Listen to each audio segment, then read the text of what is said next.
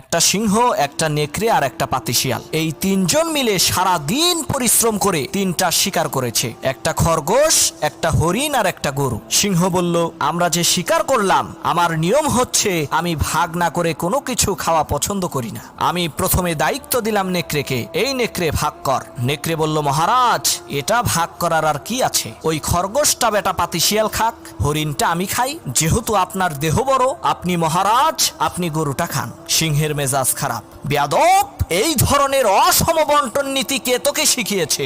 এক থাপ্পড় মেরেছে, নেকড়ের কল্লা 50 হাত দূরে যেয়ে পড়ছে। এবার সিংহ শিয়ালকে বলছে, এই শিয়াল ভাগ কর বেটা। শিয়াল কয়, মহারাজ এর মধ্যে ভাগ করার কিছু নাই, আপনি ব্রেকফাস্ট করবেন খরগোশ দিয়ে, লাঞ্চ করবেন হরিণ দিয়ে, আর ডিনার করবেন গাভী দিয়ে। মহারাজ খুব খুশি। হে রে শিয়াল রে, এত ইনসাফ ভিত্তিক বন্টন নীতি কে তোকে শেখালো রে? শিয়াল বলে, কিছুক্ষণ আগে যে কল্লা দিয়ে গেছে